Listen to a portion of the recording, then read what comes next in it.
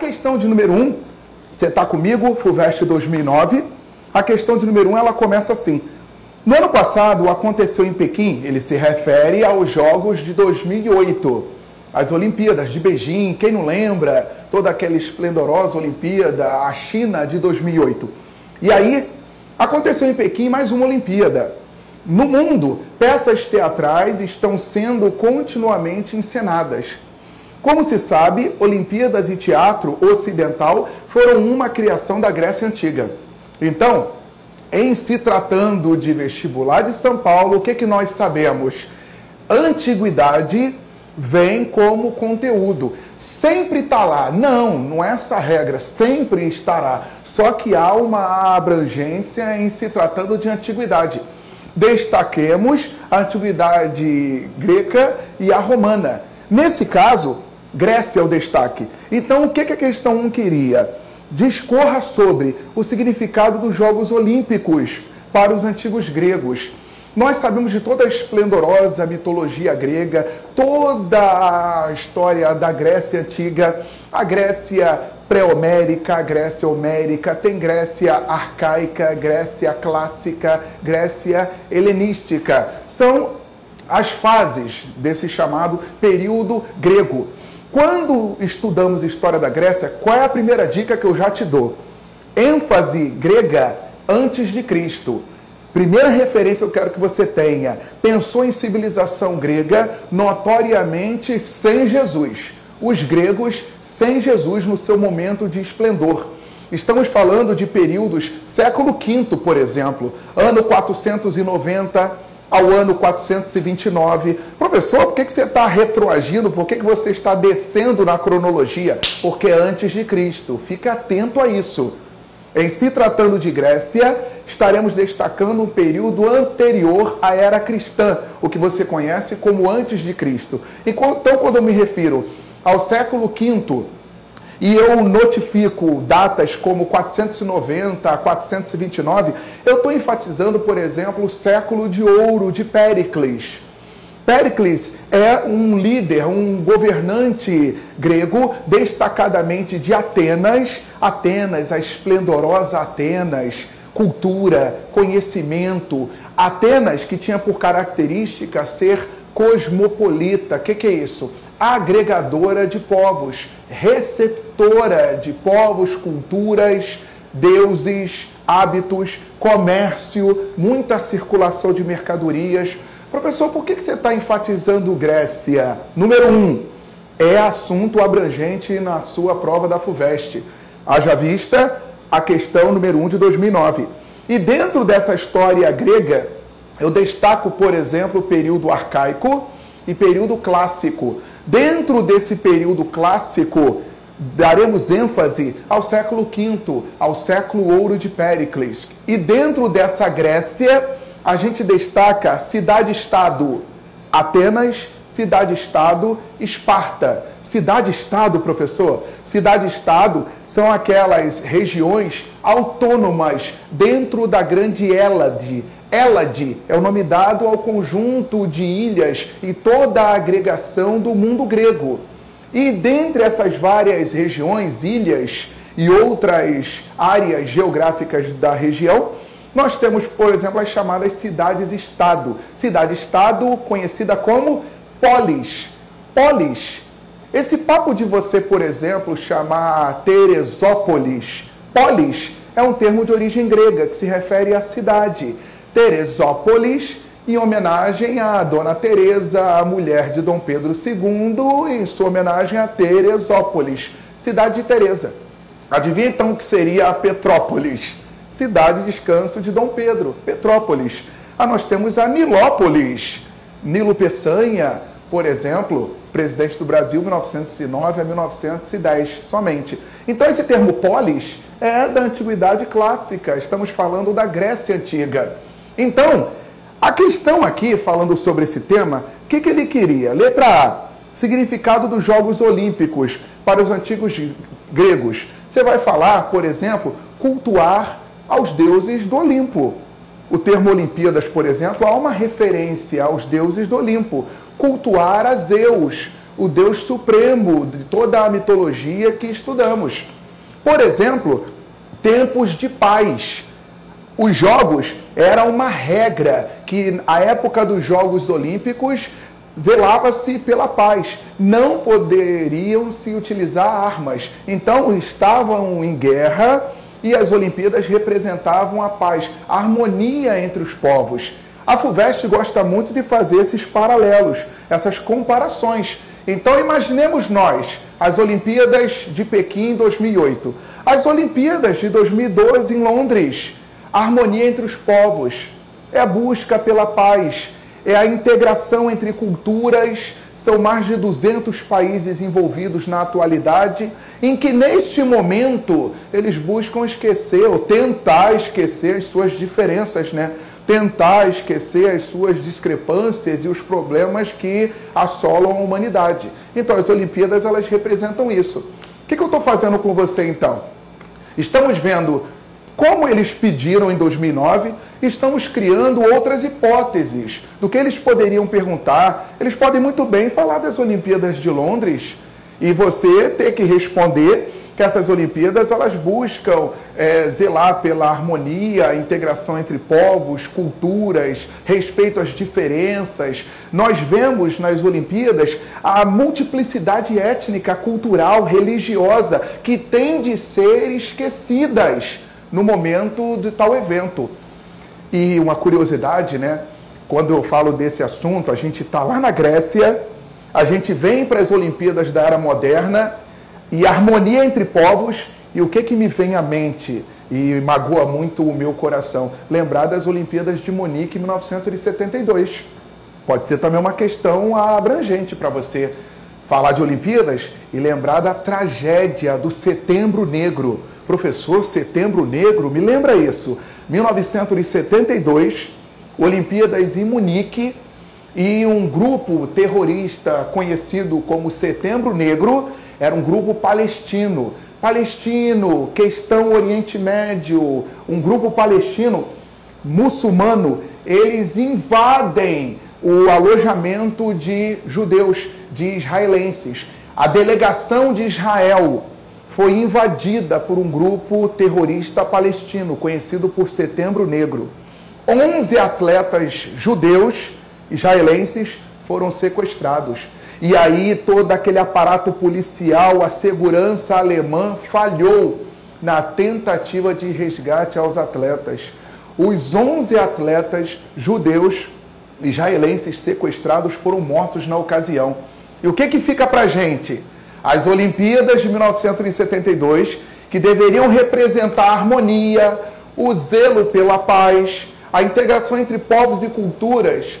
Essa Olimpíada de 72 foi marcada por uma tragédia, que foi a morte de parte da delegação de Israel por causa dos conflitos no Oriente Médio. Então, olha como é que é a história. Eu costumo defender a minha disciplina porque ela é belíssima.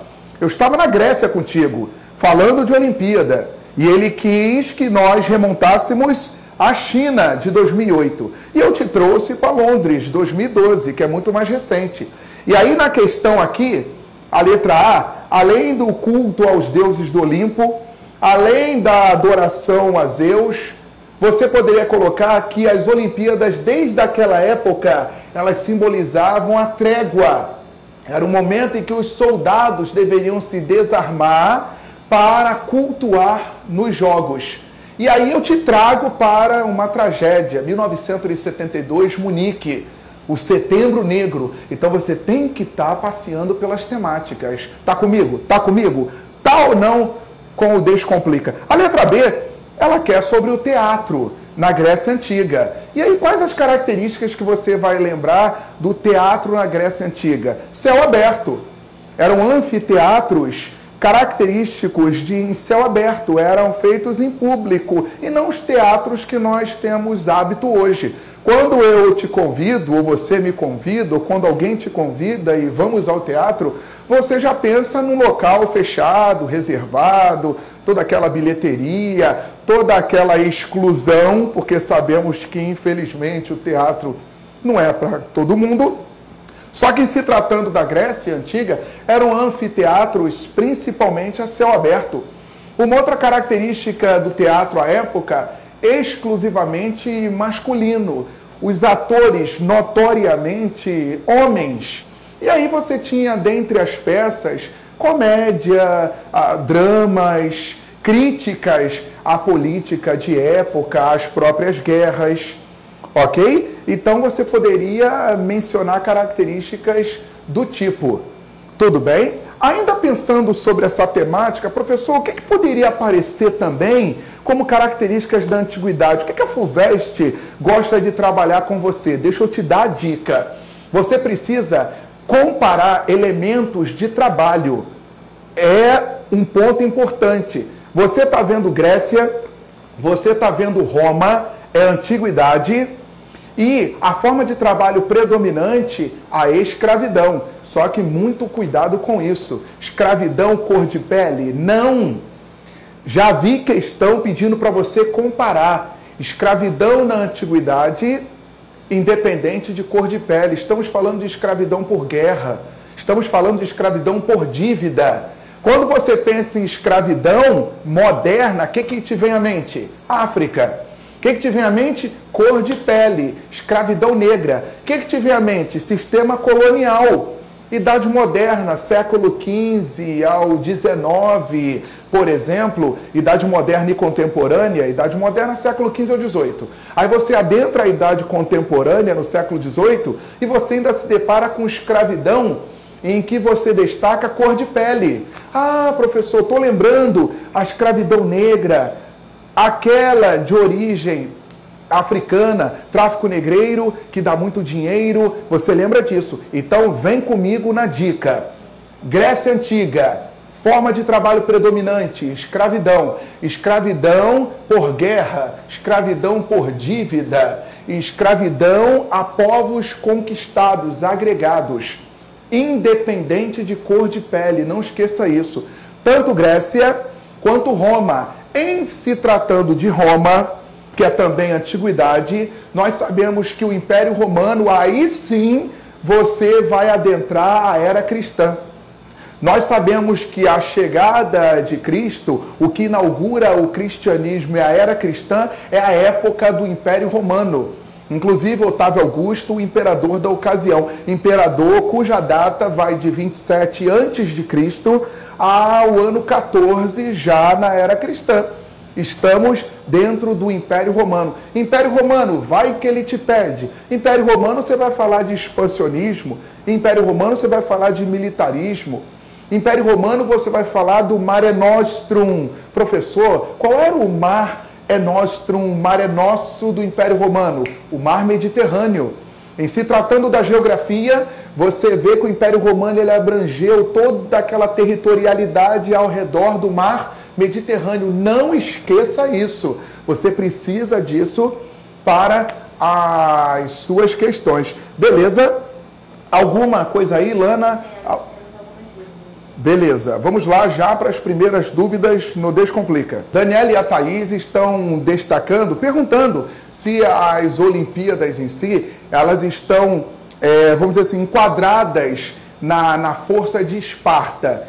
As Olimpíadas, elas não eram exclusivas a Esparta, só que a questão boa que vocês mencionaram aí é que Esparta tinha uma característica guerreira muito maior do que a de Atenas. Então, nós tínhamos algumas provas nas Olimpíadas, por exemplo, um arremesso de peso, em que os espartanos se destacavam sim. Pegando aí o que a Daniela colocou, a gente pode até fazer a comparação. Porque quando nós falamos em cidade e estado, que a gente chamou de quê? De polis, a maioria das vezes pedem uma comparação entre Atenas e Esparta. O que você vai falar de Atenas? Cosmopolita, envolvida muito mais na cultura, o saber. Sabe, aquele papo de Sócrates, Platão, Aristóteles e companhia, destaque a Atenas, cultura, conhecimento, matemáticas, arquitetura. Então era muito mais uma cultura voltada para o conhecimento. O homem, o conhecimento, a busca do saber. E quando falamos de Esparta, espartanos, eu acho que todos viram o famoso filme 300. O destaque a Esparta, que abrange aí o questionamento da Daniela, se os espartanos, eles de repente sobressaíam em algumas provas, sim, é bem verdade. A força física dos espartanos. Os espartanos, eles tinham por prática a guerra, não voltados ao conhecimento, à cultura, à arquitetura, à matemática, e sim o destaque à força física. Era uma das práticas, né, dos espartanos, aquele papo da criança nascer, ela ser analisada, se tivesse algum defeito, a criança era descartada, jogada no abismo, no despenhadeiro e entregue às feras.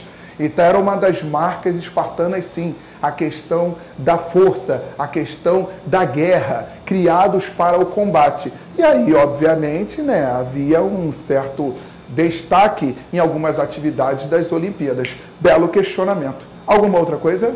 Tem uma dúvida que Thaís pergunta se o culto ao corpo belo ele é presente em todas as polis gregas. O culto ao corpo belo se é presente a todas as polis gregas. Sim, de certa forma, sim. Por quê? Se não era a beleza em se tratando da afeição, seria a beleza associada à virtude, à sua capacidade, o conhecimento. Só que o destaque aí é qual o conceito de beleza? Aí havia diferenciação. Vamos pensar hoje, por exemplo, o conceito de beleza, o físico. Não notoriamente somente o rosto, e sim a um corpo bonito, né? Hoje nós temos um conceito do que é belo.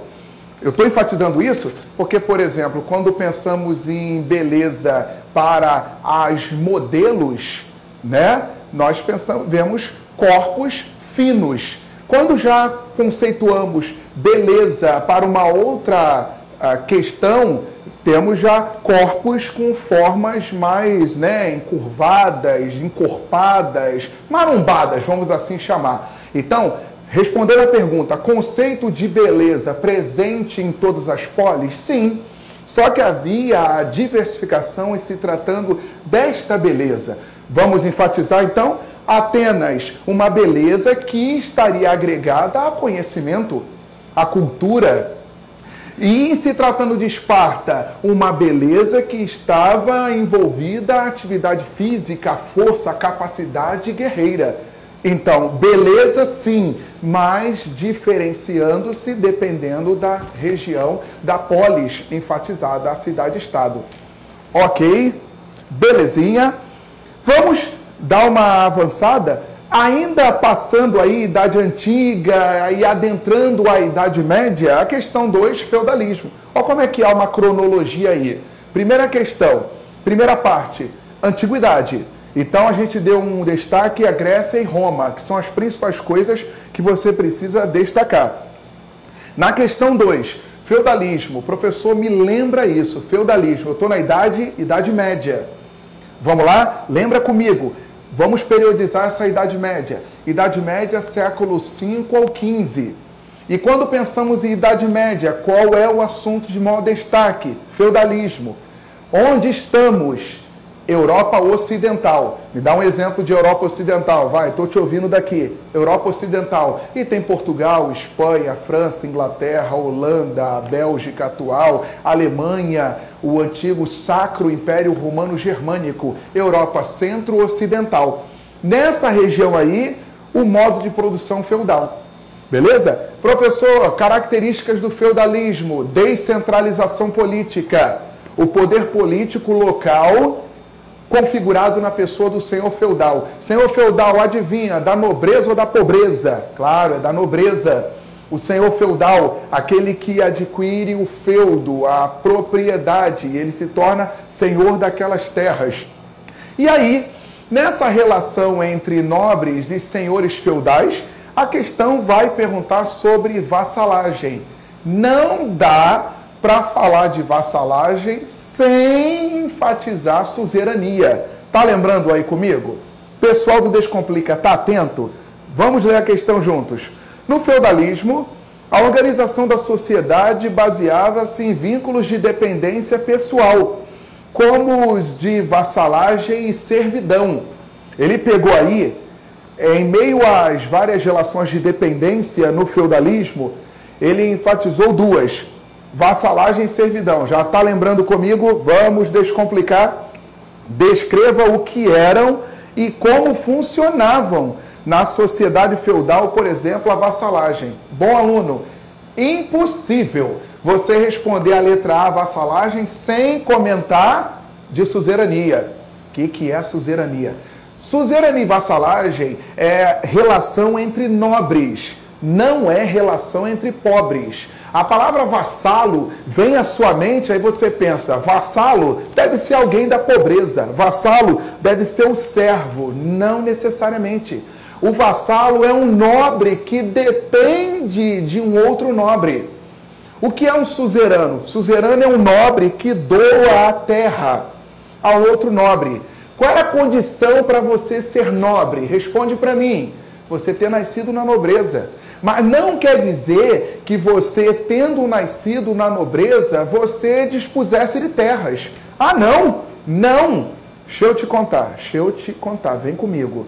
Por exemplo, eu sou um senhor feudal. Se eu sou senhor feudal, eu tenho terra? Descomplica. Responde. Tenho. Eu sou senhor de um feudo. O que é um feudo? É um domínio. É uma porção territorial. Eu sou um senhor feudal. Então, número 1, eu sou da nobreza. Por que eu sou da nobreza? Porque eu tenho terra? Não. Eu sou da nobreza porque eu nasci na nobreza. Sociedade estamental, sociedade de classe e privilégio. Privilégio por nascimento. Então, o que eu estou falando para você? Eu sou nobre porque eu nasci na nobreza. No meu caso, eu sou um senhor feudal, nobre, e ainda tenho terras. Só que eu tive 5 filhos homens. Eu tive 12 meninas também. Fiz filho pra caraca. Mas eu tive 5 filhos homens. As meninas, só lamento. As minhas filhas, eu vou arrumar para elas bons casamentos. Até para eu adquirir alguns dotes. Beleza? Não se ofendam as meninas do Descomplica, mas filha servia para se arranjar bons casamentos. Ponto. Ok? Vocês eram negociadas. Vocês eram vendidas. Trocadas por títulos, posses, terras.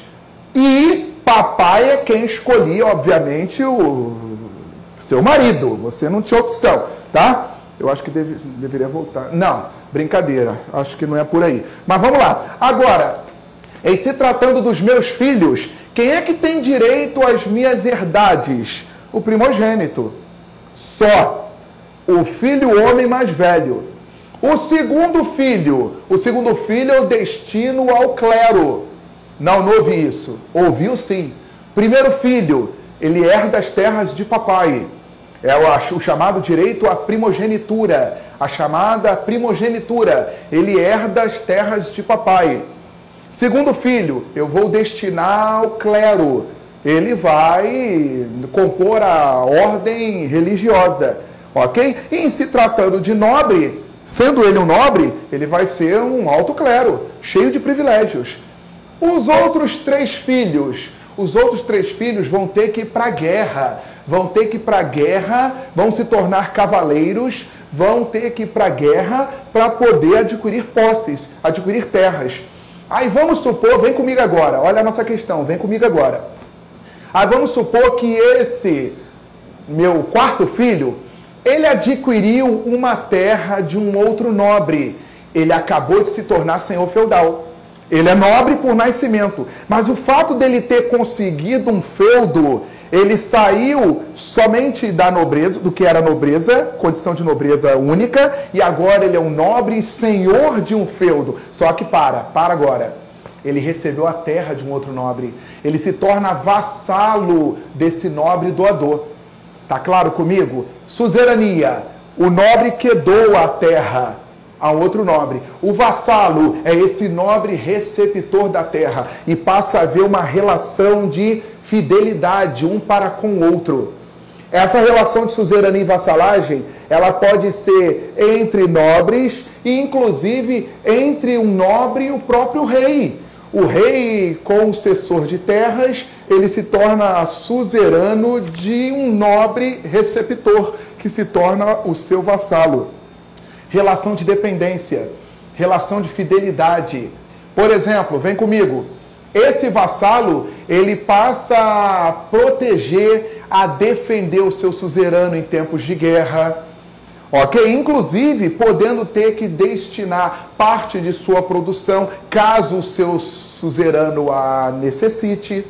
Então, há essa relação de dependência, suzerania e vassalagem. Então, quando a questão pede assim, descreva essa chamada vassalagem, você vai ter que citar a figura do suzerano. Você vai dizer que o vassalo era um nobre receptor de uma terra de um outro nobre, e sendo este último nobre tornando-se seu suzerano. Há uma relação de fidelidade entre ambos. Então você destacaria isso. Relação de suzerania e vassalagem. Relação entre nobres. E ele pede na B, descreva na sociedade feudal a chamada servidão. Aí sim, o servo é o chamado terceiro estado. O servo, aquele que é preso à terra. Servidão não é escravidão. Cuidado com isso. Acabamos de falar de antiguidade, acabamos de falar de Grécia e Roma. Qual é a forma de trabalho predominante na antiguidade? Colocou aí, escravidão. E você já sabe que é independente de cor de pele. Qual é a forma de trabalho predominante na Idade Média, no feudalismo? Servidão. Professor, qual é a diferença? Não estou vendo diferença. O servo ele era privilegiado, o escravo é esculachado? Não. Na servidão, você era tão esculachado quanto na escravidão. O que diferencia é que o servo ele é preso à terra. Ele não fica sendo comprado, vendido, negociado, exposto em feiras, feito uma pizza, uma abóbora, um chiclete, uma empada. A escravidão, o que condiciona você ser escravo? Você ser vendido. Você se torna uma mercadoria, uma propriedade. O Senhor, Ele te negocia. E a todo momento você está sendo comprado, vendido, negociado, exibido, exposto, levado daqui para lá, de lá para cá. Na servidão você tem a fixação à terra. Só que você é tomado por obrigações servis. Nessa servidão, você tem a proteção do senhor feudal. Você está dentro do feudo do senhor, nas terras do senhor. E você tem a proteção do exército do senhor feudal. Você tem medo do bosque, você tem medo das florestas, de todas as lendas, os contos, todas as assombrações que rodeavam o período medieval. Então você precisa de alguém que lhe dê segurança, porque senão você dança. Esse alguém é o senhor feudal. E aí você, em troca dessa dependência, você promove uma subserviência. Você trabalha em prol do seu senhor e você é tomado por obrigações servis. São muitos impostos. Impostos, por exemplo, como a corvéia. A corvéia é quando você trabalha alguns dias gratuitos nas terras do Senhor. Trabalhar de graça para o Senhor. Corvéia. Você tem, por exemplo, a captação. A captação é um imposto que você paga pelo número de pessoas que compõem a sua família. Ok? Quantos filhos você tem? Pois é, você paga um imposto ao senhor feudal referente ao número de pessoas que compõem a sua casa. Captação. Você tem, por exemplo, impostos como a talha. A talha é quando parte do que você produz é automaticamente destinado ao senhor. Você tem, por exemplo, formariagem. Sabe o que é a formariagem? Você paga porque você vai casar. Seu filho vai casar. Você paga o imposto ao Senhor porque seu filho vai casar. Então, eram formas absurdas de exploração. A servidão no feudalismo. Ok. Vamos lá. Pergunta importantíssima. Como é que está o clero aí? Cadê? Manda para mim quais foram os... Quem perguntou aí? Quem está aí? A Camila. Pergunta, mas é uma dúvida também da Sâmia, da Patrícia. Da Sâmia, Patrícia, Priscila. Então vamos lá. Uma dúvida que está comum aí no nosso Descomplica. O clero. O clero em relação a essa suzerania e vassalagem. Vamos lá. Em se tratando de alto clero, quando pensamos num bispo, num arcebispo, num cardeal e o próprio Papa, são elementos oriundos da própria nobreza. Você não vai ver, na Idade Média, um membro da pobreza sendo designado a ser Papa. A Igreja Católica A igreja nesse período aí que estamos mencionando vai ser notoriamente a que você conhece como a Igreja Católica Apostólica a partir de Roma. Igreja Católica Apostólica e Romana. Pegando aí a dúvida dos nossos alunos Descomplica, vem comigo. Idade Média, sistema feudal, é o momento de consolidação do cristianismo na figura da Igreja de Roma. A Igreja Católica, Apostólica e Romana. Na supremacia do Papa em toda a hierarquia eclesiástica. E essa alta hierarquia do clero, chamado alto clero, eles eram oriundos da própria nobreza. Como eu te disse, o primeiro filho do nobre, a primogenitura, você destinava a herdar as terras do senhor, o primogênito. O segundo filho, em muitos casos, destinado à vida clerical. Então você vê que há uma agregação ali entre os membros da própria nobreza. Então você tinha como, sim, entre esses próprios clérigos, haver a concessão de terras. Boa pergunta aí colocada pelos nossos alunos Descomplica, pelo seguinte, vem comigo.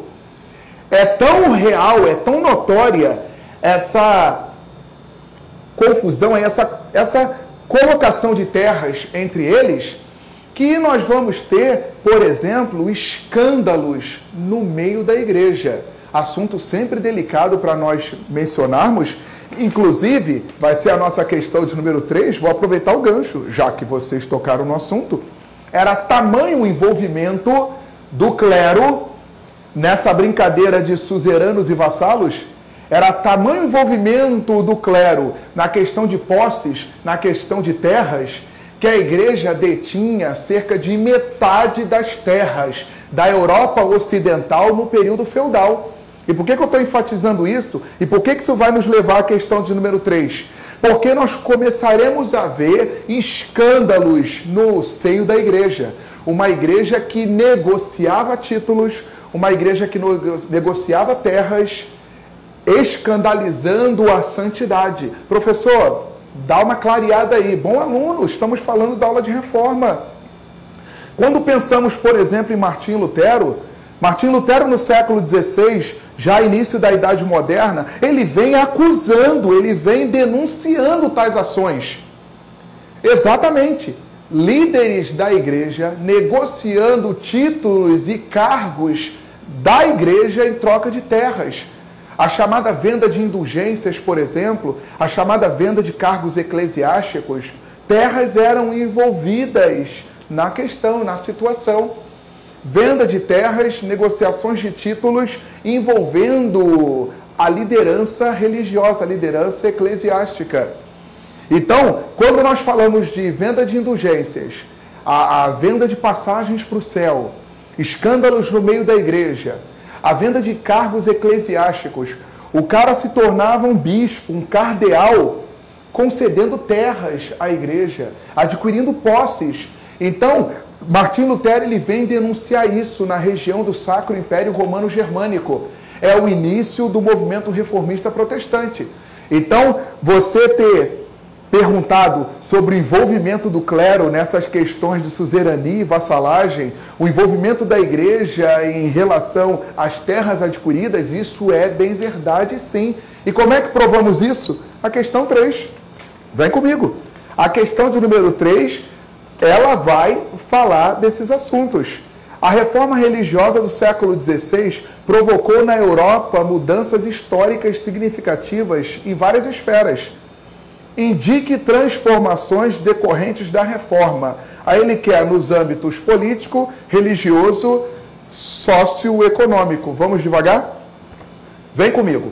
William, sim. Botar um minutinho, mas a gente vai ter uma pergunta em relação a essa parte. A parte de falar e tudo mais. Então, não estou com dúvida, uma dúvida da Paola e de outros alunos, eles querem saber o destino dos filhos em relação aos servos. Tinha alguma recomendação? Os filhos dos servos. Vamos lá. Uma dúvida sobre os filhos dos servos. Servo seria. Como é que é? Isso mesmo. Nasceu na nobreza, nobre serás. Nasceu na pobreza, pobre serás. Nasceu servo, cresce servo, permanece servo, morre servo. A sociedade estamental tem essa marca, a imobilidade social. Boa pergunta aí de vocês. Imobilidade social. É feudalismo, amigo, não é capitalismo. Jogou na Mega Sena da virada? Se deu bem?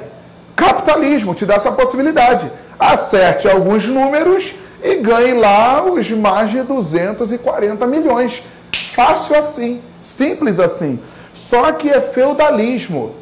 Então você que perguntou sobre e os filhos dos servos? Servos serão. O servo casa com a serva. É isso mesmo. E os seus filhos? Servinhos.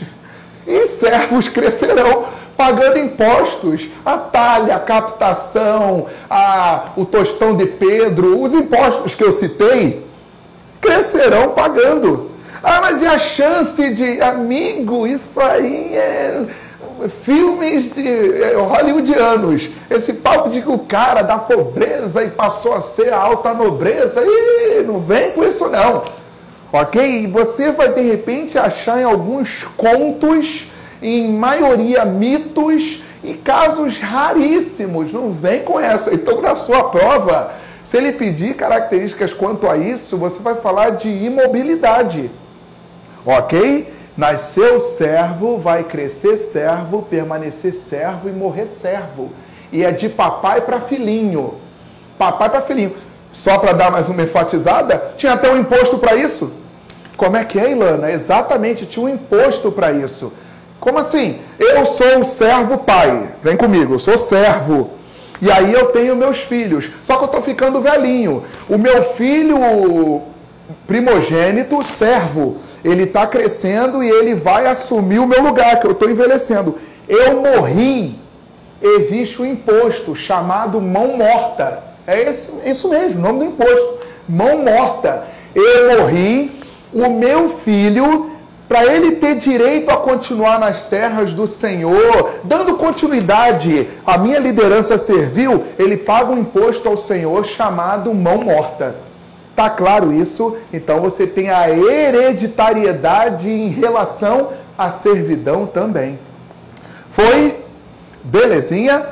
A nossa questão 3, vamos lá, é muito assunto. Eu sei que vocês estão aí, caramba, querendo que passeemos pelos vários assuntos, muitas temáticas, mas vamos juntos. Então a questão 3 sobre reforma, vamos lá. Qual é o contexto que nós estamos? Estamos saindo da Idade Média, século XV, estamos entrando na Idade Moderna. Essa cronologia, pelo amor de Deus, hein? Essa cronologia você tem que saber. Idade Antiga, lembra? Da escrita, 3.500 anos sem Jesus, até o ano 476 com Jesus. Eu vou colocar aqui. Eu não estou muito fã de ficar escrevendo no quadro, não, mas essa cronologia eu preciso. Aqui, ó, eu preciso, porque isso aqui fica grave. Idade Antiga. A Idade Antiga, vou colocar aqui para você, ó, cerca de 4.000, vamos botar assim, 4.000 sem Jesus, não tem Jesus, ok? Até o ano 476 já com Jesus. Lembra que a Idade Antiga você começa sem Cristo e termina com Cristo. Tá conseguindo ver? Depois tem Idade Média. A Idade Média é aquela do sistema feudal, que a gente acabou de conversar. Então, Idade Média você tem 476, não coloquei nada, então é porque tem Jesus. Tudo bem? Ou você nasceu em 1995 antes de Cristo? Você não bota nada, né? Sua data de nascimento. Você bota lá depois de Cristo. Acho que ninguém tem dúvida. Então, olha para cá. A Idade Média, que vai até 1453, a chamada queda de Constantinopla, 1453, século XV. Aqui, ó, século V. Ok? Você, no mínimo, contagem de século tem que saber, hein? Isso é grave, isso é crime. Olha para cá. Idade Moderna. Vou botar só isso aqui para a gente se localizando. Idade Moderna, a queda de Constantinopla, a tomada de Constantinopla, até a famosíssima Revolução Francesa, a queda da Bastilha. Olha lá a Idade Moderna. Mole? Mole, século XV ao XVIII. Pronto, só para você ter referência. E a Idade Contemporânea, olha lá. A Idade Contemporânea A idade contemporânea, vamos lá. Aí você, 1789, e até que se prova o contrário, beleza? 2013, né? Tudo bem? Idade contemporânea. Ah, professor, mas eu já ouvi falar numa pós-contemporânea, que é a partir do 11 de setembro de 2001, tá? Mas ainda não está oficializado, ok? Podem até fazer algum questionamento sobre isso, só para você contar o que representaram os atentados do 11 de setembro. Você vai falar do novo terror, o combate ao terrorismo, ao radicalismo islâmico, os chamados fundamentalistas, mas devagar, olha para cá. Então, Idade Antiga, muito tempo sem Jesus, a escrita é o marco até a queda de Roma do Ocidente. Queda de Roma do Ocidente, ok? Que vai dar origem à fragmentação, ao chamado feudalismo. Feudalismo, Idade Média, destaque feudal aqui, ó. Tá vendo comigo? Idade Média, século 5 ao 15. Localizou? Aqui dentro, feudalismo. E aí, Idade Moderna, questão 3. Questão 3 já está na Idade Moderna, século 16. Ok? E aí, como é que a gente passa daqui para cá? Olha para cá. Idade Média, Igreja Ocidental, qual era de destaque? Não ouvi. A Igreja Católica Apostólica Romana. Idade Média, sistema feudal, Europa Ocidental. Qual era o domínio religioso? O cristianismo. Na mão de quem? Da Igreja Católica Apostólica de Roma. Só que essa igreja, que você mesmo questionou, essa igreja tomada por muita autoridade e poder. Uma igreja que detinha metade das terras da Europa Ocidental do período feudal. Aí você sai da Idade Média, você vive uma crise feudal, fome, peste, guerra, crise feudal, e você começa a formação de estados nacionais, estados modernos. Está me acompanhando? Estados modernos, Idade Moderna, centralização política, descomplicar. Aluno, vem comigo. Aqui na Idade Média, descentralização. Descentralização. Idade Moderna, centralização política, estados nacionais. Portugal, Espanha, França, Inglaterra. Idade Moderna. E a Igreja Católica que vinha da Idade Média, a Igreja Católica mandando e desmandando, uma Igreja Católica que dizia e ficava o dito pelo não dito, uma igreja que dispunha de muitas terras, muita autoridade e poder. O domínio teocêntrico, essa igreja vem sendo muito questionada, ok? A igreja vem sendo muito questionada. E é nesse questionamento que você vai ter a aula de reforma. Eu quero saber se está me acompanhando. A gente está saindo da Idade Média, a Idade Média, de novo, feudal, teocêntrica, o domínio da igreja, o domínio papal. Uma igreja que dispunha de muita autoridade e poder, dizia e ficava dito pelo não dito, beleza? Aí avançamos, século XV, a gente começa a Idade Moderna. E aí no século XVI, em meio à Idade Moderna, opa, a Igreja Católica vai perder o monopólio sobre Jesus. Como é que é? Isso mesmo. A Igreja Católica vai ter que dividir na Europa Ocidental. Cuidado com isso, Europa Ocidental. Professor, por que você está enfatizando que é Europa Ocidental? Porque você já tinha tido uma ruptura no cristianismo. Na Idade Média, no ano 1054, no século XI, houve uma cisão no cristianismo. O cristianismo do Ocidente, Igreja Católica Romana. E o cristianismo do Oriente, Igreja Cristã Ortodoxa, aquela do canto gregoriano, Igreja Cristã Ortodoxa Grega. O Império Bizantino, professor, de novo, foi muito rápido, vem comigo. Idade Média. Na Idade Média, focou aí, conseguiram ver?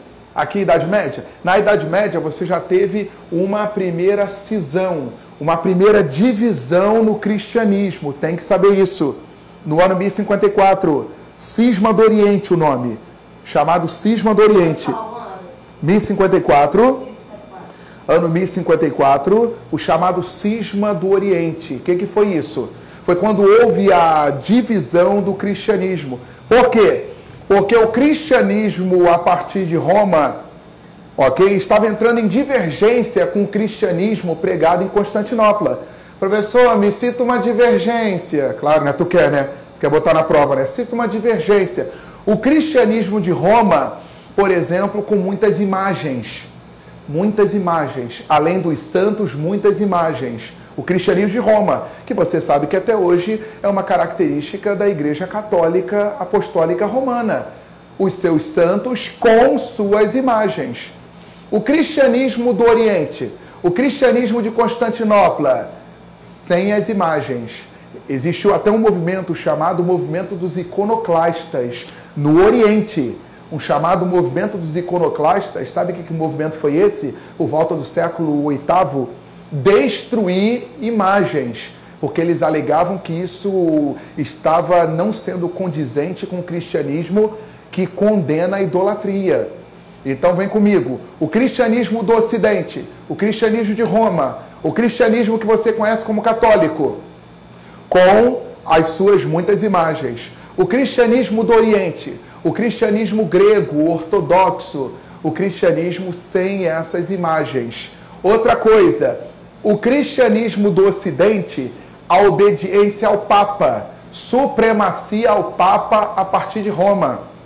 O cristianismo no Oriente, a submissão ao patriarca, ao próprio imperador, é o que você chama de cesaropapismo.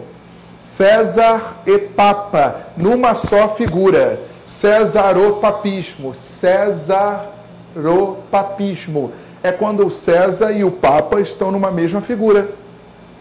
Ok, captou? Por isso que eu enfatizei que na Idade Média já houve uma cisão do cristianismo. Está na hora agora de haver uma cisão dentro, ruptura, dentro do catolicismo. Quem é que inaugura isso? Bom aluno, Martinho Lutero.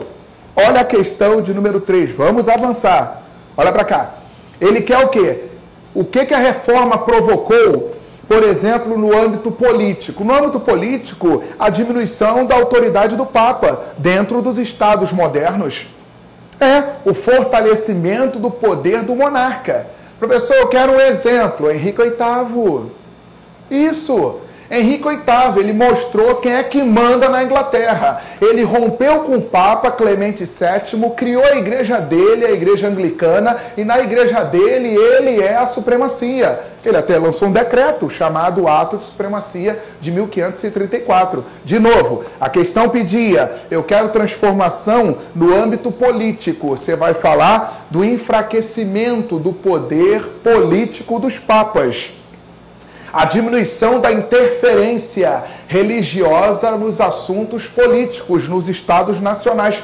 O fortalecimento da figura do rei. E o maior exemplo disso na aula de reforma é Henrique VIII. O rei Henrique.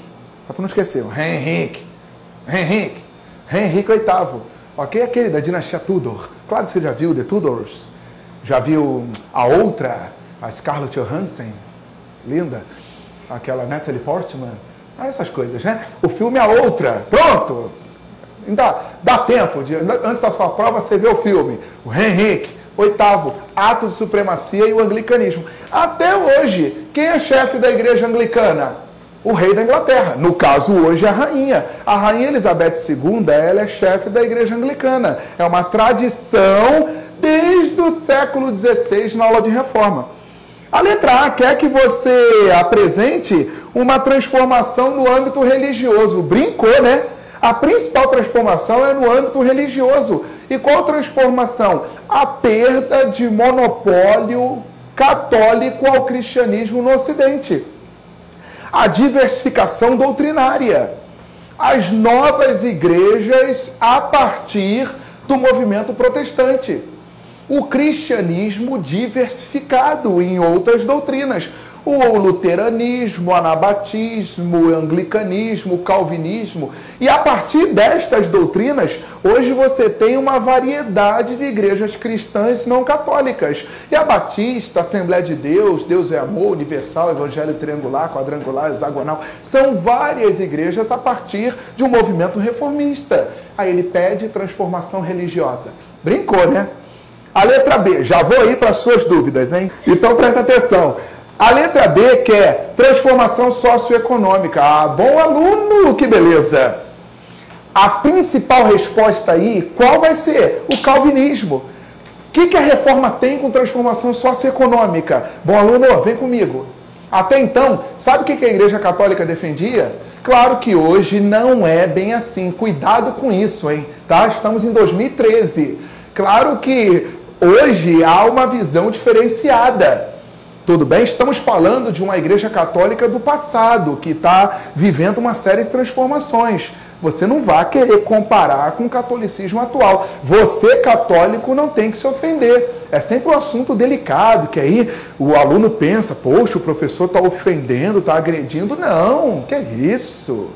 Descomplica, né? Vem comigo. Estamos falando de um erro do passado, um problema do passado. A igreja medieval aqui, ó, a Igreja Católica medieval, ela defendia o quê? A imutabilidade da sua condição. Nasceu servo? Foi uma condição que Deus lhe determinou. E você não poderia questionar essa condição que lhe foi dada por Deus. Porque se você questionasse, você seria um herege, um pecador, um merecedor do inferno. Então era uma forma de persuasão. Você nasceu na servidão. Lembra que foi até uma questão aí de vocês? Então, você nasceu na servidão, você tinha que aceitar aquela condição que lhe foi dada por Deus. Uma espécie de determinismo. Beleza? E por que eu estou enfatizando isso? O calvinismo vem com uma alavanca transformadora. O calvinismo vai defender a prosperidade, vai defender essa transformação pessoal, o trabalho. Você não necessariamente tem que permanecer na condição que nascera. Você pode trabalhar, buscar prosperar, acumular e mudar de vida. O calvinismo vai trazer esperança para muitos. O calvinismo vai ser associado à fé e predestinação. E você poderá transformar a sua condição através do trabalho. Bom aluno, sabe qual o maior exemplo que eu dou quando eu quero explicar esse calvinismo? Will Smith. Ele interpretando o Chris Gardner naquele filme A Procura da Felicidade, já deve ter visto. Aquilo ali é um exemplo de calvinismo. É ele não aceitar a condição. É ele, pelo contrário, ele glorificar a Deus na capacidade que Deus lhe dera. De prosperar, de trabalhar, de ser bem-sucedido. O aluno descomplica é assim. Claro. O que você está fazendo neste momento? Sendo um calvinista. Não, que isso, professor? Eu sou católico, eu sou da Umbanda, eu sou... Não, só estou dando um exemplo, meu filho. Eu estou dizendo que você, buscando a sua capacitação, buscando o progresso, buscando o conhecimento, buscando ascender na vida, através da sua capacidade, do seu intelecto, você está apresentando aí uma característica calvinista. Você não cruzar os braços. O calvinismo condena o ócio, condena a vadiagem, o vagabundo, o comodismo. O calvinismo condena. O calvinismo diz que são características daquele que é destinado ao inferno. Agora, você quando busca o seu sucesso, a sua capacidade, o conhecimento, a prosperidade, você é um destinado do Senhor.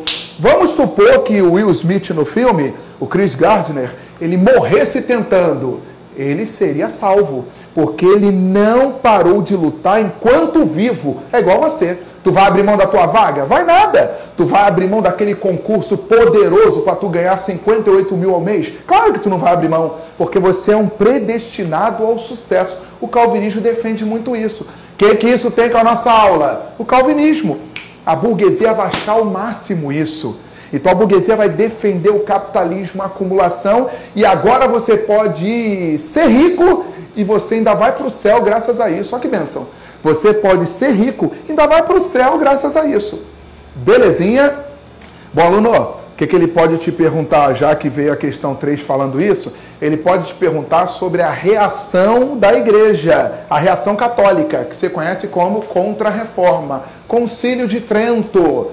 Aquelas várias reuniões das lideranças católicas para o quê? Tentar combater a propagação do protestantismo. Tem Index, livros proibidos pelo catolicismo, tem Reconhecimento à Companhia de Jesus. Vamos expandir a fé católica, vamos conquistar o novo mundo expandindo a fé católica. Portugal católico, Brasil colônia de Portugal, o Brasil acabou muito católico em sua história. Sabemos que o Brasil hoje é a maior concentração católica no mundo.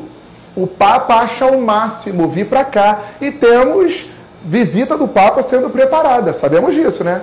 Então, o Papa acha o máximo vir para cá. O Brasil recebe sobremaneira a santidade suprema do catolicismo. O Papa acha o máximo vir ao Brasil. A recepção é sempre muito calorosa. E estamos preparando mais uma, ok? Belezinha, a vinda do Papa Josef Ratzinger, o Bento XVI, ao Brasil. E o que isso tem com a nossa história? Tudo. Na aula de reforma religiosa, século XVI, você precisou da contra-reforma. O Concílio de Trento, e uma das medidas do Concílio de Trento, reconhecer a Companhia de Jesus. A Companhia de Jesus, a ação da catequese, a ação dos jesuítas, a Companhia de Jesus se tornou a principal ordem missionária evangelística propagadora do catolicismo na Idade Moderna. A reforma religiosa propiciou isso. A Igreja Católica tem que recuperar seus fiéis. A Igreja Católica tem que expandir a sua fé e o Brasil foi palco disso. Professor, mas o que uma coisa tem com a outra? Portugal, fiel ao catolicismo. Brasil, colônia de Portugal. Logo, a expansão católica por aqui. A Espanha, fiel ao catolicismo. Portugal e Espanha não viveram a aula de reforma. Tipo a Inglaterra, a Alemanha, o Sacro Império Romano-Germânico de Lutero. A Suíça, João Calvino era francês, mas ele começou o calvinismo na Suíça. A Inglaterra, que dissemos, o rei Henrique VIII. A própria França, tivemos calvinismo na França, os chamados huguenotes. Huguenotes, calvinismo francês. Portugal e Espanha não. Portugal e Espanha fiéis ao catolicismo. E aí o Novo Mundo, temos o destaque as colônias ibéricas, América Espanhola e o Brasil colônia, e a propagação do catolicismo por aqui. Você, aluno, você encontra muito catolicismo no México? Sim! Professor, por que eu encontro muito catolicismo no México? Porque o México foi colônia espanhola e a Espanha é católica, muito católica. Professor, muito catolicismo na Argentina? Sim! Por que muito catolicismo na Argentina? Ah, bom aluno, não faz isso. A Argentina foi América Espanhola, colonização espanhola, Espanha católica. Captou comigo? O Brasil, muito católico, muito católico. E na tua prova, o que você vai contar para a banca da FUVEST? Que o Brasil, muito católico, porque você foi colônia de Portugal, muito católico. Pronto, já entendeu. Falando nisso, populações indígenas. Opa, por falar em visão religiosa, por falar em ação da catequese, olha o índio aí, gente. E os índios são tão cruéis e bestiais que assim matam aos que nunca lhes fizeram mal. Clérigos, frades, mulheres, esses gentios a nenhuma coisa adoram, nem conhecem a Deus. O padre Manuel da Nóbrega detonando o índio, beleza? Falando mal do índio, ok? Eles são cruéis, os índios. Já Michel de Montaigne diz assim: não vejo nada de bárbaro ou selvagem no que dizem daqueles povos. E, na verdade, cada qual considera bárbaro o que não se pratica em sua terra. Já Michel de Montaigne, ele apresenta uma outra visão. Acho que você captou a mensagem. Ok? O primeiro texto diz que o índio é cruel, é bestial, é selvagem, não conhece a Deus, logo precisa conhecer. Estamos falando da ação da catequese. E aqueles indígenas que não desejarem conhecer a Deus, guerra justa. O que é isso? Ele é digno de escravidão, ele é digno de morte. Tudo bem? Já o segundo texto, não vejo nada de bárbaro ou selvagem. E aí, sabe o que a questão pediu? Compare as concepções dos dois autores. Ah, brincou, né? Essa aí acho que eu vou pular, né? Porque só você vê a linha interpretativa. Você vai dizer que o primeiro autor, você pode até mencionar. Ok? Não precisa citar o nome. Na banca da FUVEST, não precisa copiar o nome. Você vai dizer o primeiro autor. Ok? Trata o índio como selvagem, cruel, sem Deus e precisando, portanto, ser domesticado, catequizado, conquistado, ok? Ou seja, a primeira visão ela é depreciativa quanto ao ameríndio. Já a segunda visão, você vai dizer que não. Nada de bárbaro, nada de selvagem. Eles têm a sua própria cultura. E o autor até diz assim: ora, cada qual considera bárbaro o que não se pratica em sua terra. Ele está querendo dizer, né? Eu vou dizer que fulano é bárbaro porque ele não tem os meus hábitos, como se os meus hábitos fossem os admissíveis. Ok? E os hábitos alheios, inadmissíveis. Então a visão do segundo autor é que não há barbárie aí. Há uma composição de cultura diferenciada, um trato diferenciado. A letra B, que também é bem simples, essa questão 4 aí foi colher de chá, indica a concepção que prevaleceu. Fala para mim. Qual foi a concepção que prevaleceu? Um índio amistoso, amigável ou um índio associado à barbárie? A barbárie. Sabemos que a concepção que prevaleceu foi a primeira. O índio que precisa ser conquistado, o índio que precisa ser catequizado, o índio que precisa sofrer uma europeização, que é uma imposição cultural, doutrinária e religiosa a partir da Europa. Haja vista a ação da catequese. E ai da população indígena que não aceitasse a salvação, que não aceitasse a catequização. Era um povo digno de escravidão e morte, o que eles chamavam de guerra justa. É justo que se guerreie, é justo que se combata esses povos incultos que precisam de salvação e negam a salvação que vem do europeu civilizador. Ok? A questão 4, bem tranquila. Vai, Ilana. E a gente tem mais 15 minutos. Sim. Os alunos estão pedindo bastante para você fazer a 8. Beleza. Vamos lá? Vamos lá então. Já que o tempo avança, muitos alunos estão pedindo para a gente dar ênfase na questão 8. Então vamos lá, porque é um assunto que pede. E a gente aproveita para fazer nesses 15 minutos finais um panorama sobre século XX. Beleza? Vem comigo. Como nós dissemos, no primeiro momento, a gente até as questões, a prova aqui, como referência, para a gente poder ir falando, e eu espero estar somando forças para você na sua prova. A questão 8 vai pedir duas revoluções importantíssimas do século XX, ok? Revolução Mexicana, Revolução Cubana, vamos juntos. Diz assim: dentre as revoluções ocorridas na América Latina, no século XX, duas sobressaem: a mexicana de 1910 e a cubana de 1959. Pode-se afirmar que o traço distintivo da primeira é seu caráter camponês e da segunda, seu caráter socialista. Bom aluno, ele já te deu a informação, Num primeiro momento eu achei que ele fosse até ocultar, mas ele já deu aquela ajuda maneiríssima para você desenvolver. Explique o significado desses traços distintivos em relação à Revolução Mexicana e à Revolução Cubana. Então ele já diz que a primeira, qual é a primeira? A mexicana. Ele diz que é o caráter camponês. Você vai ter que caracterizar essa Revolução Mexicana que evidencia o caráter camponês. Vamos fazer isso agora. E na Revolução Cubana, ele diz que o caráter socialista. Então vamos contar por que é que a Revolução Cubana ela tem essa ênfase socialista. Vamos juntos, vem comigo. Vou até deixar a folhinha aqui. A Revolução Mexicana. Personalidades. Quem te vem à mente? Emiliano Zapata, Pancho Villa, ok? Emiliano Zapata, a liderança camponesa pelo sul do México. Pancho Villa, a liderança camponesa pelo norte do México. E problema seríssimo. Bom, aluno, teve um vestibular, foi daqui do Rio de Janeiro, só para você ver como é que algumas questões elas vêm. Pedia qual era o problema agrário, ainda dizia isso. Qual o problema agrário que norteou a Revolução Mexicana? Qual é o problema agrário? Bom, aluno, se você tem camponês fazendo revolução, qual é o problema agrário? Concentração fundiária. O fato de muitas terras estarem sendo dominadas por uma minoria de Estado ou então uma minoria particular, os chamados latifundiários, os proprietários rurais.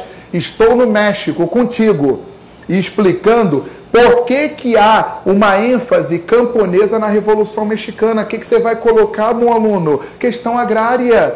A concentração fundiária no México, que é um problema vigente até hoje. Ou você acha que a Revolução Mexicana, ela obteve todo o resultado esperado? Não. Emiliano Zapata, liderança camponesa pelo sul, Pancho Villa, liderança camponesa pelo norte, e toda a mobilização desse campesinato, por isso a ênfase, em prol da reforma agrária. E eles lutavam notoriamente contra quem? Contra Porfírio Dias. É o chamado regime do porfiriato. Porfírio Dias foi um líder, um poderoso líder caudilho. Caudilho é o nome dado ao chefão rural, ok? Na chamada América de colonização espanhola. Como é que é, professor? Caudilismo, vem comigo. Como é que eu explico o caudilismo para facilitar a tua vida? Sabe o teu coronelismo?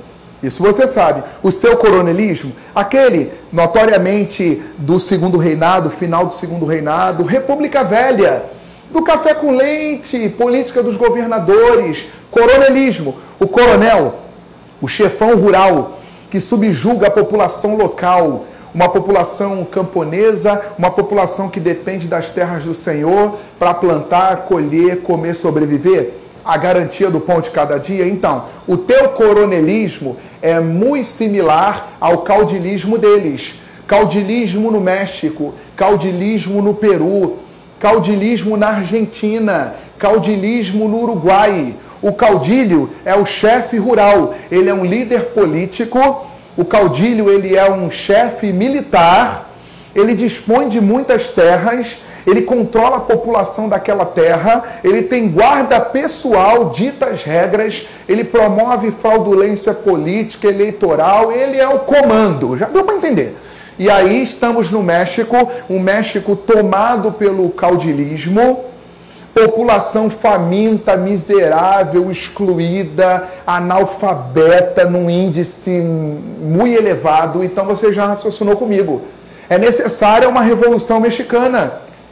É necessário que o camponês ele se mobilize em prol da reforma agrária. A Revolução Mexicana ela vem para isso. A luta do campesinato em nome da partilha da terra. A luta contra o caudilismo, a luta contra o regime de Porfírio Dias. Porfírio Dias estava no poder mexicano de 1876, isso mesmo, de 1876 à Revolução, 1910, 1911. Porfírio Dias precisa ser deposto. E aí, as lideranças camponesas, Pancho Villa e Emiliano Zapata, eles mobilizaram a população rural, a população campesina. Ok? Inclusive, houve a elaboração, Emiliano Zapata, e houve a elaboração do chamado Plano de Ayala. Plano de Ayala, que foi um plano de proposta de reforma agrária. Esse plano foi traído. Francisco Madero, a nova liderança mexicana, a partir da Revolução, ok? Ele é ligado às camadas médias urbanas. Francisco Madero traiu o movimento. O plano de Ayala não foi posto em prática. Emiliano Zapata foi assassinado. Pancho Villa foi assassinado. E o sonho da reforma agrária adiado. E até hoje nós sabemos que muitas regiões mexicanas vivem situações depreciáveis. Miserabilidade tremenda e tamanha, muito similar ao seu Brasil. O México tem muita disparidade socioeconômica, socioespacial, muita disparidade campo e cidade, similar ao seu Brasil. Em se tratando de sul do México, por exemplo, existe uma chamada região de Chiapas, que é algo associado à miserabilidade. É algo associado à violência. Chiapas, guarda esse termo. E se você tiver a oportunidade, digita lá, coloca lá Chiapas no México e dá uma analisada no que eu estou falando. Ok? Anotou esse nome? Chiapas, México, Chiapas, C-H-I-A-P-A-S. PAS, Chiapas, sul do México, Chiapas, México, e coloca lá e vê o que eu estou falando. Então, percebeu aí na letra A? Na Revolução Mexicana ele dá ênfase aos traços do campesinato, captou? Na letra B, para fechar, Cuba, por que ele diz aí que a ênfase cubana é o socialismo? Bom aluno, vem comigo. A Revolução Cubana, Fidel Castro, Ernesto Che Guevara e companhia.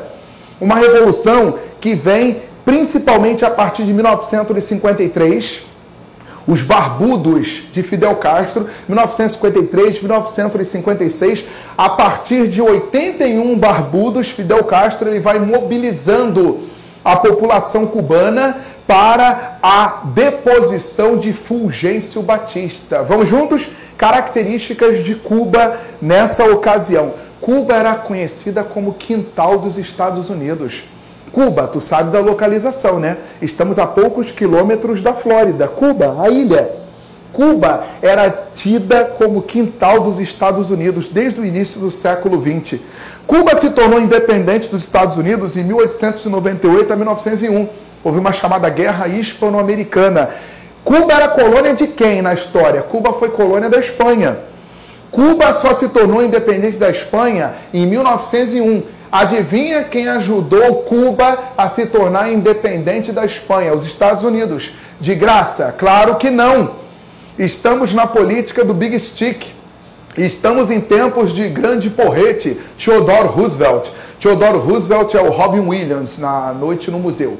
Aquele filme Uma Noite no Museu, Robin Williams, é o Theodore Roosevelt, presidente dos Estados Unidos de 1901 a 1909. E aí, há uma emenda dos Estados Unidos imposta à Constituição cubana, a chamada Emenda Platt. Por essa Emenda Platt, Cuba é quintal dos Estados Unidos. Pela Emenda Platt, a economia cubana, em cerca de 80%, tinha intervenção americana. Pela Emenda Platt, os Estados Unidos tinham direito a um pedaço da ilha cubana, que você conhece até hoje como Base de Guantánamo. Vai dizer que nunca ouviu falar. Base de Guantánamo, um pedaço da ilha cubana no extremo, um dos extremos da ilha, um território dominado pelos Estados Unidos. Vários empresários ricos, proprietários estadunidenses com posses em Cuba. Cuba era lavagem de dinheiro dos Estados Unidos. Está vendo comigo? E aí é contra isso que se levantam Fidel Castro, Ernesto Che Guevara e companhia para a Revolução Cubana. Tomar a ilha cubana para os cubanos. Cuba era independente politicamente, mas sofria intervenção econômica e militar dos Estados Unidos na primeira metade do século XX. A Revolução Cubana, a vitória foi em 1º de janeiro de 1959. Fulgêncio Batista fugiu, Fulgêncio fugiu. E Fidel assumiu o comando. Tudo bem? E Fidel começou uma série de transformações. Professor, o que o socialismo tem com isso? Bom aluno, 1959, estamos em tempos de Guerra Fria. E daí? Ainda não captei. Os Estados Unidos, eles não reconheciam a Revolução Cubana. Os Estados Unidos não queriam reconhecer a Revolução de Fidel Castro, Che Guevara e companhia. Os Estados Unidos tentaram contra-golpear, os Estados Unidos tentaram derrubar Fidel e companhia. É o que você conhece como aquele episódio da invasão à Baía dos Porcos. Porcos mesmo, com esse nome. Baía dos Porcos, uma das entradas da ilha cubana. Os Estados Unidos receberam exilados cubanos, aqueles que eram caçados por Fidel Castro. Os Estados Unidos receberam esses exilados cubanos. Os Estados Unidos treinaram esses exilados para um contra-ataque. Ok? A invasão foi em 1961, 2 anos após a vitória da Revolução, 1961, a invasão se deu na chamada Baía dos Porcos. Só que Fidel Castro conseguiu se preparar a tempo, ele reagiu ao ataque, ele pegou todo mundo na praia, Fidel, e Fidel ficou sabendo que foi a mando de quem? Dos Estados Unidos. Então Fidel pensou o quê? Calma aí, se os Estados Unidos não vão me deixar em paz, eu preciso me proteger. Se estamos em tempos de Guerra Fria, como é que eu me protejo dos Estados Unidos em tempos de Guerra Fria? Me aliando a quem? A União Soviética. É nesse momento que Fidel Castro, ele se alinha ele vai adotar o socialismo oficialmente, ok? Vai haver uma aliança e um alinhamento com a União Soviética de Nikita Khrushchev. Você, inclusive, sabe que no ano seguinte, qual foi a consequência disso? Fidel Castro, ele vai ceder alguns territórios para a instalação de mísseis soviéticos em Cuba. Os 13 dias que abalaram o mundo, 22 de outubro de 1962. Os 13 dias que abalaram o mundo, aquele momento da crise dos mísseis de Cuba. X-Men Primeira Classe. Viu X-Men Primeira Classe? X-Men Primeira Classe fala sobre esse período. 1962, considerado o momento de maior tensão da Guerra Fria. A crise dos mísseis de 62. A crise dos mísseis de Cuba. Ok? Ainda bem que Nikita Khrushchev, o líder soviético, ele desistiu, ok, da instalação dos mísseis, ele mandou os seus navios recuarem, evitando a Terceira Guerra Mundial. Belezinha, Fidel Castro vai adotar o socialismo por causa desta tentativa de intervenção estadunidense. E nós sabemos que Cuba vem se mantendo socialista, como alguns especialistas dizem, entre trancos e barrancos, mas se mantendo socialista, mesmo com a queda do Muro de Berlim, mesmo com o fim da União Soviética e o fim da Guerra Fria. Beleza? Isso, vamos lá, uma última dica, né? Alguns amigos estão solicitando aí assuntos recorrentes que nós podemos assim arriscar. Vem comigo. Revolução Francesa, dá ênfase, por exemplo, ao período jacobino. Professor, como assim? Terror jacobino, Robespierre. Anota isso aí. Robespierre, período do terror jacobino. Ok? E aí, o que você pode colocar lá na sua questão vindo isso? O uso da guilhotina desenfreado, né? Por isso é terror jacobino. As prisões, execuções. A execução ao próprio rei Luís XVI, a rainha Maria Antonieta. Então, o que eu enfatizaria com você? Terror jacobino. Uma outra coisa sobre esse período, que é recorrente. Declaração dos Direitos do Homem e do Cidadão. Isso é Revolução Francesa. Revolução Francesa é sempre atual. Professor, mas é século XVIII. Não, é sempre atual. Declaração dos Direitos do Homem e do Cidadão é o que até hoje você conhece como conceito de cidadania, direito de voto, direito civil, igualdade jurídica, capitalismo, direito à propriedade. Direito à propriedade. Outro assunto, dica para você. Primavera Árabe. Não adianta, amigo. Primavera Árabe, dá aquela lida. Ele pede para você citar alguns casos, nada específico. Agora, lembra do Egito. Ele pode te perguntar sobre a importância da internet e você acabar com aquele conceito de que mundo islâmico é sinônimo de mundo retrógrado. Não! Não! Foi o uso da internet, foi Facebook que mobilizou o grande levante no Egito. Então, Primavera Árabe, dá uma analisada nos principais países. A partir da Tunísia, a queda de Ben Ali. O Egito, a mobilização na Praça do Cairo, ela foi assim magnífica. Professor, mas o que ele pode me perguntar? O que essa primavera tem representado? Representado democracia num mundo islâmico considerado fechado, ditatorial, sem direitos políticos, sem direito à propaganda, sem a liberdade de imprensa e de expressão. Ok? Uma outra coisa que é sempre notória e a gente viveu o ano de 2012, Estados Unidos. Estados Unidos. Ok? Professor, mas como pode vir a questão? Crise de 29, Estados Unidos, a crise capitalista, superprodução e subconsumo, e a crise que os Estados Unidos estão arrastando desde 2008, a crise na especulação imobiliária, ok? A crise financeira associada aos imóveis, à especulação imobiliária, tudo bem? E aí essa crise no hemisfério norte. Por que, professor, hemisfério norte? Estados Unidos, e você está atravessando o Atlântico. Amigo, a Europa. O que a Europa tem vivido? A Europa tem mudado a política em relação à recepção de estrangeiros. Brasileiro deixando dinheiro lá. É interessante para eles. Então, isso é muito importante para que você veja. Estados Unidos, ano passado, luta contra a crise. Barack Obama na dificuldade de conseguir a reeleição. Você viu a contagem de votos. Ele venceu por colégios eleitorais, porque em se tratando de certas contagens, ele teve problemas com Mitt Romney. Então, Estados Unidos lá atrás, crise de 29, New Deal, Franklin Roosevelt, e Estados Unidos recente. Sabe aquele papo de Estados Unidos intocáveis? Você já começou a mudar o discurso. E aí, uma Europa que sempre, viveu ali uma certa vinculação, também sofrendo a famosa crise do euro, a crise dessa União Europeia. A Grécia que o diga, a Itália que o diga, Portugal e Espanha.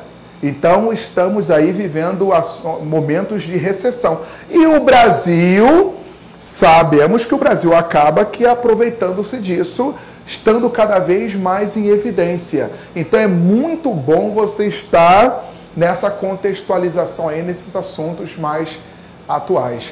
Beleza? Ok, Lana? Tá tranquilo? Bem, a gente encerra esse nosso momento. Eu fico muito feliz de poder ter te ajudado. Eu espero que você tenha todo o sucesso nessa prova próxima que te aguarda. E não esqueça das nossas dicas do Descomplica.